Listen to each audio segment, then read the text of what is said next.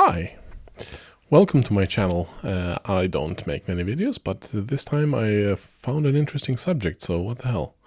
I watched Metatron's video about his military time, so I thought I would talk a little bit about my time in the military. I did my military service in Sweden, that's where I'm from, and I did it actually the same year as Metatron, so I figured that might be interesting since we did the same year. We can see what the difference is between Italy and Sweden. I did my military service a few years later than most people. I was 22 when I did it, but other than that, same year and all. So I have some cheat notes here to remind myself what to talk about. So first, why did I do it? Well, same reason basically as Metatron. It was mandatory, but it's not entirely true. It's mandatory, or was mandatory, I should say, to go and do the tests and I don't know what to call it. Mönstring is the Swedish word, where you go and do like physical and mental tests to see if you're suitable and what position you should have, and then they put you in a position where you're suitable, basically. But they also ask you what you want. And at the time, they were really doing less and less of the conscription. So if you just said that you didn't want to do it, you basically probably didn't need to do it, unless they were like low on people. But I said that I wanted to do it, so I just got a position.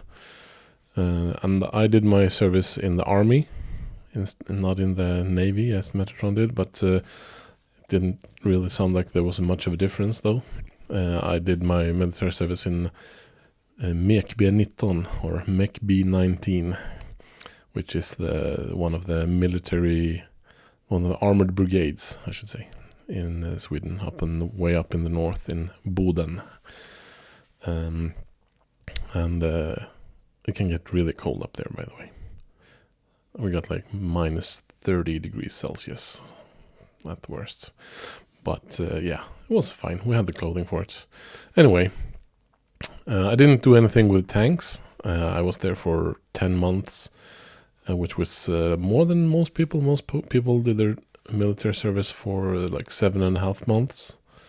But I was there for 10. And that's because I had a little weird position. I don't know how to name it, but basically the military needed people to do work, and they used to have something called Malay, that was the Swedish slang for it. I don't remember the actual name, but it was basically just people that came into the military to do work for basically nothing. And a few years before I did my military service, they banned that particular position, and instead they used the one that I got. So this was like 50-50 doing the same bullshit that those people did, and 50% actually getting a military training and like shooting and all the stuff that you need as a soldier. So I actually did get a military education, and I did learn to fight in a war, though I don't know if I'm very good at it, to be honest, especially with my body being overweight or me being overweight. So let's see. Yeah, well, the most people, as I said, did the 7.5 months, though some people did up to I believe 18 months was the highest. That's for the conscripted officers. Some people, they had the conscripted officers. I don't know what else to call it. They're the absolute lowest ranks of the officers, but they're still officers, so they're above all the other conscripted soldiers. So the basic gist of it is you do the same thing as in Italy. You get up early and you do drills and stuff, but it seems like we do have a little bit more, maybe Metatron didn't mention everything. Because we did like shooting exercise. Well, I'm sure he did that as well, but we did not a lot of marching. I mean, maybe a few hours every week or so. I don't remember exactly, but we had maybe probably more shooting exercises than we did drilling, like marching drills. And we did like field exercises, like crawling in the dirt in the woods and stuff like that as well. And we had hand-to-hand combat, just tiny little bit, but we did train a little bit with that. More with like using the carbine, the rifle, as a weapon in close combat. Instead of shooting with it, you could like use it as a spear or as a club. Did a little bit of that. We also had training with guarding positions, like how to handle situations if someone was coming close to you with a weapon, or if you didn't know if they didn't have a weapon and stuff like that.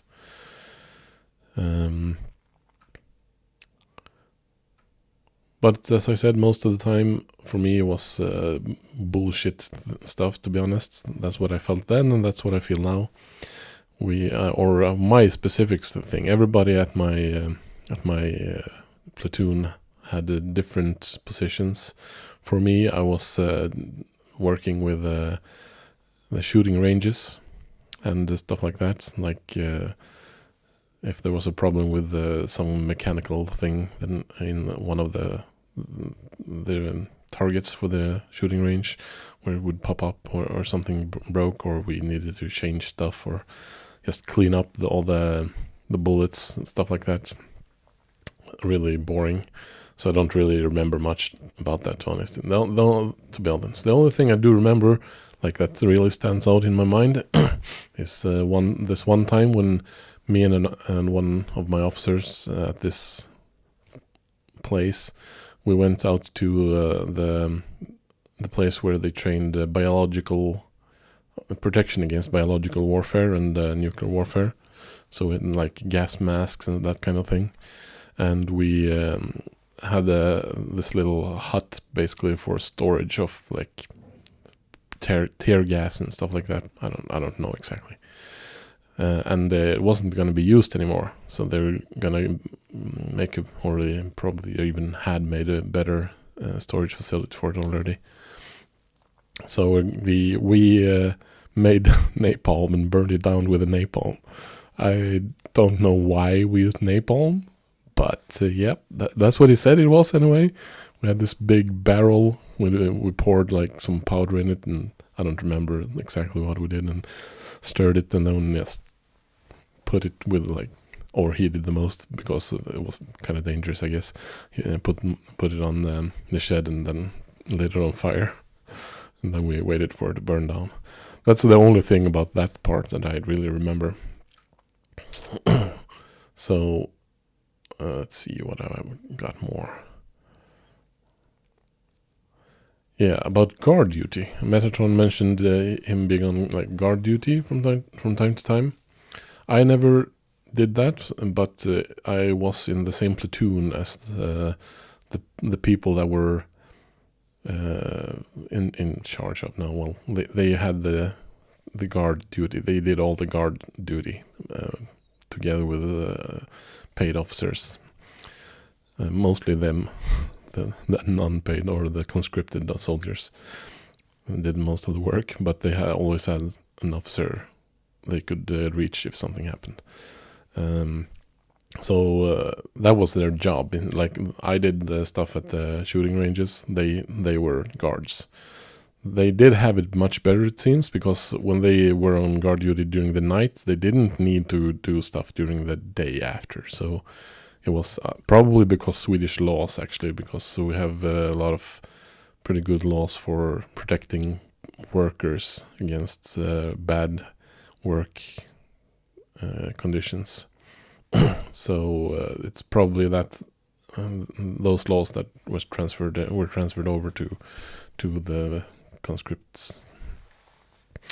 So they so they didn't have to do that. Really, that sounds like bullshit, by the way. I mean, seriously, you can't do anything if you're staying up all nights, all day first, and then guard during the night, and then all day again. You're just gonna be totally mush in your head. That's bizarre to me. And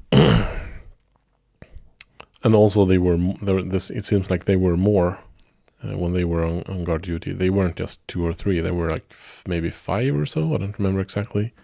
So they could rotate it, so they weren't like burnt out at the end of the shift. We didn't have any guards stationed inside the area. The sleeping halls, the logement, as it's called in Swedish, or so we didn't have any guards stationed there, but the guards that were at the gate, they were regularly going around inside the area to see if something was happening.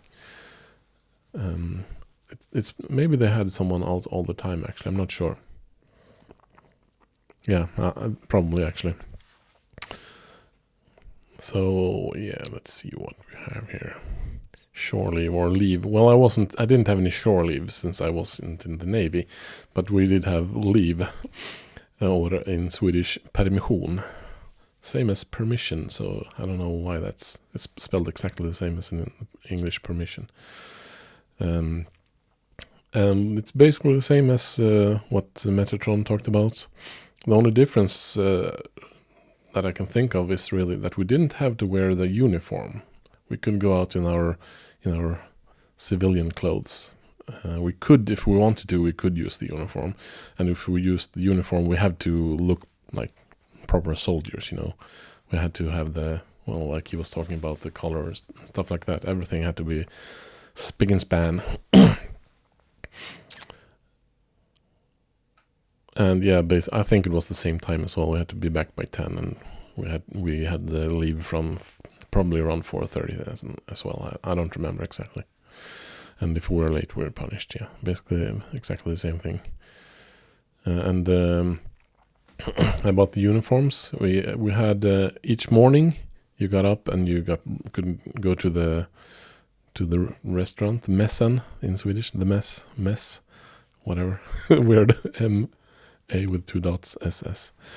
And get your breakfast, and then you or if you did that after you showered and brushed your teeth, whatever. Yeah, you had to do it before a certain time and get up, and everybody lined up at a certain time, and then the officers came out and inspected everyone, and just checked so everyone looked the way they should, and checked so everybody had shaved their beards and stuff like that. And you could actually have a beard and a mustache. I didn't have that back then though, but it was allowed. You could have a beard and or a mustache, but it had to look proper. You know, you had to have it where you didn't have any beard, you have to make it look like, you have to shave those parts, and you have to make the beard look even and nice. And you could even have long hair, but if you had the long hair, you had to have it look proper, you know, probably in a knot or something. But it was allowed, actually. And all the stuff on the uniform, like the grade markings and stuff like that, we did as well. We sew them on by hand ourselves. Everybody had to do that. Everything like grades and flags and battalion markings and all that stuff. One other important difference, I guess, big difference, is that we didn't have numbers when I did my conscription. I was called by my last name, so Soldat Velin in my case, or Soldier Velin, and that's just so weird to me that that they use number, or did at least used to use numbers in the military. Really, really weird, so impersonal. After the conscription was ended, people could apply for like a job, basically staying in the military, becoming an officer. Though there weren't many professional military back then, and there still aren't, but more now, because we have a professional military now in Sweden. I mean, people have it as the job. We don't have any conscription right now. And right. Oh, right. Metatron mentioned that you had excuse me. You had training for 1 month, and that's a bit weird to me. In Sweden, the entire time you're in the military is the training. Except, I mean, in my platoon we did the work bullshit, but it was maybe 50-50 training and work. So a lot of military training. So basically like 5 months worth of military training or something like that. So 1 month, I can't imagine that you could learn to be a soldier in 1 month. I mean, wow, yeah. I mean, of course you can learn to be a soldier, but I mean, there's so much you can learn. So just in 1 month, you learn just the very basics. That's what it sounds like to me, at least. At the end of the 10 months, we had a huge field exercise where all the platoons joined together, basically. And we tested all the stuff we learned, like shooting or like mock combats and stuff with like electronic attachments to the rifles. So we shoot blanks, but it registers the sound and shoots like a laser. And they have sensors on the helmet and body, so we can see when you're killed and stuff like that. And we of course slept in tents and pissed in the bushes and shat in the buckets and all that bullshit. I mean, bullshit. I guess it's important if you're gonna be a soldier, but I'm never gonna be in a war, personally. So for me, it's bullshit. Shooting was fun though. I mean, I don't want to actually shoot someone, but it was fun to do it. Yeah, I mentioned that I'm not gonna be in a war because, weirdly enough, I didn't get any war placement, or I don't know how to say it in English. Actually, it's krigsplacering in Swedish. Which is, if you translate it literally, it's war placement. So it's a paper that says if there's a war, you're gonna go to this specific place, and you will be doing this specific thing. I mean, you'll be a soldier, or you'll be helping out with something else. I don't know. I didn't get any, and no one in my platoon did, in fact, which is a bit weird, but I'm fine with it because I don't want to kill anyone. So yeah, fine by me. So yeah, Metatron also talked about the officers, or he talked about one lieutenant specifically that he talked to, and it sounded like it's. I mean, I think my platoon was a little bit different than most in Sweden as well. But my officers were actually really laid back, all except one, I should say. But they were always, or not always, but as soon as we weren't like in the official like officer and soldier kind of deal, like we were lined up for some exercise or for inspection or something, as soon as that was over, they were just like normal people, and you can just joke with them, and they were all joking with you and stuff like that. But they were really helpful as well. So I mean, they were still taking their job seriously, and except that they could also be like human people. So they weren't. There was a big difference there. So I mean, of course, we used their titles and all that stuff when we were talking to them, but they were still just normal people, except one guy that was really like a hard ass. Basically, he came from one of the like Navy SEAL battalions or something, and got placed with us. I don't know why. It was really weird.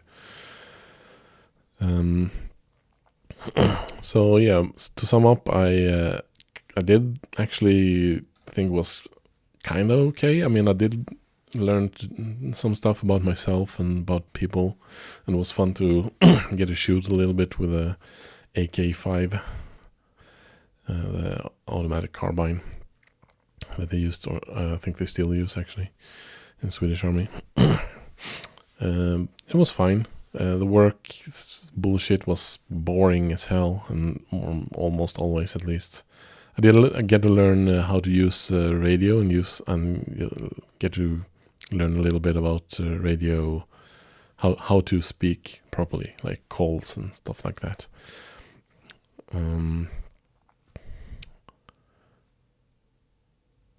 Oh, and yeah, of course, Metatron said that the food was rubbish, or I don't know, remember exactly what word he used, but he said that that the food was really bad. Our food was actually pretty good. I mean, in the field, it was still okay. The food was pretty much okay. Yeah, the food in the restaurant at the battalion, that was, yeah, it was better than school food, definitely. I mean, I don't know if that really says anything because you don't know how school food is in Sweden, but it was. I mean, it isn't like restaurant food, but it's really not bad actually. I'd say 3 out of 5 on average. Sometimes it was better, sometimes worse. I mean, on Thursdays we always got the traditional Swedish pea soup and pancakes, or well, pancakes in this case isn't like the American pancakes, but crepes, or like French style crepes with jam and stuff like that. So that was good. But yeah, if you have any questions or if you want to know more, just ask in the comments. You can like the video if you liked it. I don't know if I really care about that stuff, but who knows what happens in the future. Subscribe. Probably don't know if that's going to be interesting. If you think I'm an interesting person, just subscribe. Why not? So, yeah, I think that's it. Bye-bye.